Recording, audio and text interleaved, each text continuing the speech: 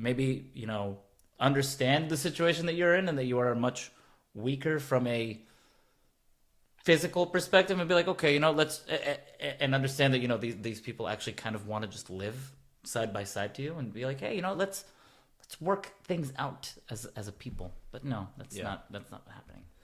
And another alarming thing in my view is, in a lot of these situations, people like to default with the idea that, hey, well, there's good and bad people on both sides. Of course there are. Exactly. And the scary part is, and Douglas Murray, he does, I don't know if you've ever heard of him. He's in the United Kingdom. He's a journalist. He's been dealing with a lot of this stuff right now, of course, because there's just a lot of chaos happening in London at the moment. But he did an interview with Netanyahu recently, so he's pretty informed. I like the guy. What was I getting out with this? He talks about how the footage from October 7th, these guys were bringing bodies back into Gaza and just pull up, and all of a sudden hundreds of people crowd around, cheering, celebrating, spitting on the bodies. That doesn't necessarily just it isn't necessarily just the Hamas people that correct. are doing it. It's also a civilian thing. It's a real radicalization, like we were talking about. And I was doing some research on this, and I'm of course, by no means an expert, but I know that for years you have these institutions. I don't know if it's like UNRWA, yeah. And I believe they are institutions who are hired to provide schooling and resources and try to build economic development in Gaza. Mm-hmm. However, I believe there's been a ton of documentation coming out where the actual criteria that they're teaching these kids are like, at the age of 4, there's nothing you could do better than killing a Jew. And there's all this type of insane anti-Semitic stuff that they're spewing across these countries, and we wonder why these kids grow up to be radicalized. You know what I mean? These are things that people in Israel have been talking about for tens and tens of years. Yeah. That we've known that these things are happening in the West Bank, it's happening in Gaza, and it, hope maybe something changes with this coming out in a much more public scale. Yeah. But I've learned in my life that the more things change, the more they stay the same.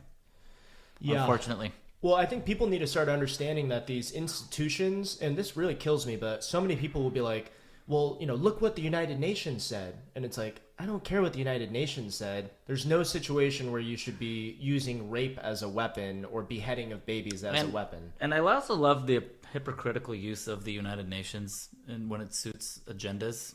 Because, I don't remember exactly the number, the UN resolution number, if you will, that was actually the one that found the state of Israel. And then, obviously they're using, and they're saying, oh, that one's illegitimate.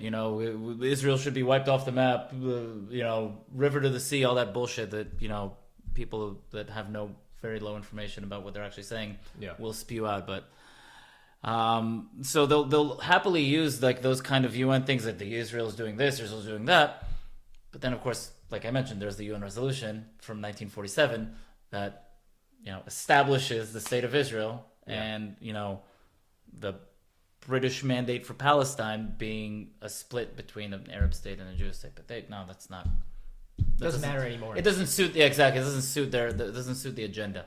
So Dennis Prager talks about this as well, because how he describes it is, 48, Israel independent, give it 20 years, how much economic prosperity occurred in that 20 to 30 years, right? Like Israel really, again, they started to become, capitalists, they were building businesses, they were developing their economy, all that good stuff. And the problem is, and this is why I even brought up Trevor Noah, right? Where a lot of people, it's left-wing political commentator, all this stuff. He talks about how and it's this whole, again, it's a political debate with a lot of these people, unfortunately, but he'll sit there and go on this rant about man, why are so many people pro-Israel? Israel has, it's so simple to me. Israel has power. The Palestinian people don't have power. So, the Palestinian people are oppressed. It's whoa, that is a way too That's simplified. way too simplified thinking of it. Yes, Israel has more power than the Palestinians. That's basically because of what you said. Israel decided that they're going on the approach of let's build the country properly. Let's build institutions.